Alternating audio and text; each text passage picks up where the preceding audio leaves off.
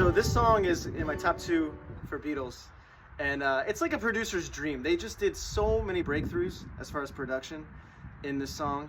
And even Roger Waters has said that this album, Sgt. Pepper's, really gave them permission, Pink Floyd and just people of their generation, permission to really go after their wildest dreams in the studio, you know, and make sounds that you didn't have to recreate live and just really bring out the best in the song. And oh man, there's so many beautiful things. So I love how it ends with the reprise after the Sgt. Pepper's reprise, and it's like everything's crashing down, but there's still, this just comes cracking through. It sounds like a book is opening, like a story's about to start, and then it feels like the book is opening here with like the piano. I read the news today, right there. I read the news, singing an E over that B minor, suspended 4, so mystical. Read the news today, oh boy. And so the shaker joins here, the vocal is like on the right ear, and the slap delay on his vocal is incredible, adds so much to the vibe, and not to mention Paul McCartney's bass playing is so lyrical, so much movement. He's telling his own story.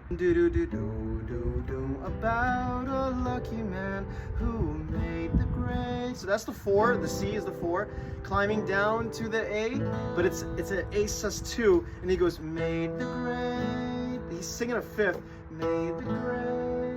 So nice, because that B that he's singing is a suspended over the A. He's made the grade, and then, and though the news was rather sad. And then right here, look at this.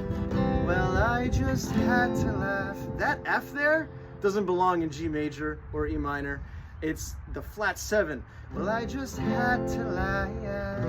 And he's saying laugh as he sinks from that to the E minor, the relative minor. Had to laugh. And then I saw the photograph. Amazing.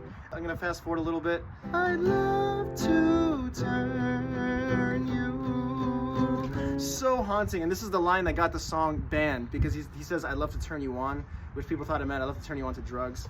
Turn you. He's singing the beat of the, oh man, the 5th to the minor 6, the 5th to the 6th. So nice. As he's going up, and they did something crazy. A lot of Beatles fans know this, but they got the orchestra, tons of people to just climb up chromatically at any speed they wanted to.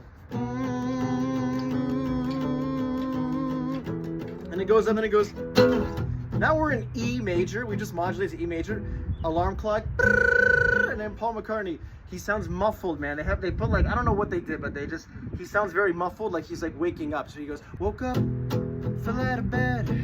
Love that E to the 5 chord, the B7. Dragged the comb across my head. Found my way upstairs and drank a cup. And looking up, I noticed I love this. Grab my coat and grab my hat. Doom, doom, doom, doom. And McCartney's just going, man. Made the bus in seconds flat. Found my way upstairs and I had a smoke. And somebody spoke and I went into a dream. Here's the dream. Lennon comes peeping back in with the C. So now we're gonna do this crazy portal of a modulation back to G. It's all major chords and it's so psychedelic. This is like one of the most beautiful moments of the whole album, their whole catalog. And the slap delay, the reverb on Lennon's voice. To G. That's D to A. E, C, G, D. Now the big horns come in, they're just like womp, womp, womp, womp, womp. Now we're in G major, but it's like we're like in double time. I read the news today, oh, oh. It's like nothing happened. The whole thing was a dream. 4,000 holes in Blackburn, Lancashire. So sarcastic. And then the piano.